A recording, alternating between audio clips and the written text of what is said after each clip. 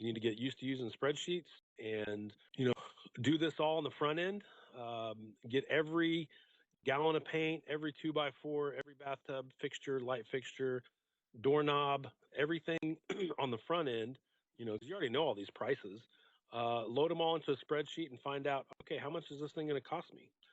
I know it needs 16 light fixtures, so here we go. 16 light fixtures times, $60. Okay, there's my light fixture budget. Put it on a spreadsheet. I know it's going to take, you know, 20 gallons of paint to paint the exterior, and, 15 gallons of paint to paint the walls, and 10 to paint the ceiling. Just figure it up. So your materials should not catch you off guard. As far as and that way you're already baking in a hard number on your projects. Another thing that I think has really helped me, and I've seen people make mistakes on this, is don't get strung out on paying your contractors. It is terrible. Oh my gosh, it's so terrible when you start to owe a contractor tens of thousands of dollars and you really shouldn't. I mean, pay them every week on work that's completed. That keeps them happy, and it keeps you out of owing them or getting on the wrong side of, you get to the finish line and, okay, we're all done. You know, I need my 14,500, and you look at your bank account and you're like, well, I got 8,200 of it.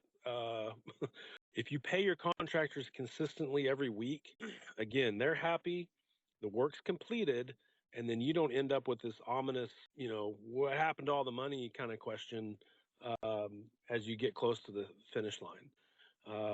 I've experienced that, plenty of times. And again, I've been capitalized enough or was able to go, pull a loan, signature loan or something to cover bases, but that's not ideal. Just pay everybody as they go, and you're not going to end up with these tens of thousands of dollars of bills. But tracking everything, huge. Getting all of your bids lined up. I need some electrical work. I want to get at least 2 bids, and I'm going to go analyze and, pull the trigger on one of those 2 bids, but that's going to go on a spreadsheet. And outside of any major changes that I'm making, I'm going to hold my electrician to that bid. It's going to cost me $2,800. I've got that information on the front end, and I think this is where a lot of flippers make mistakes, is they don't do all this front end work. They just buy the house, and then they start to plan, or they've got some people in there, let's get started. And then they start to put their budget together, halfway through, or they get the bids, or they get the green light to the plumber, and the plumber, they don't get a price from them. And the plumber says, okay, we're all done. That's $4,800. What? You didn't tell me about that?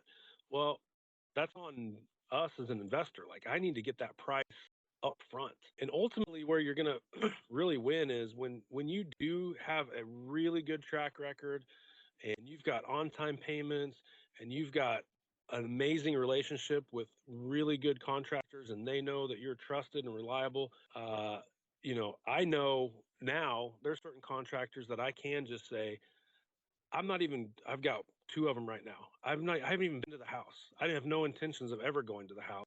I'm not going to drive over there. I'm sending the contractor over there and telling them, hey, get that thing done. I don't want to see it. I heard the place smells. I don't even want to go over there. Let me know when it's finished. And I've got a track record knowing that their prices are going to line up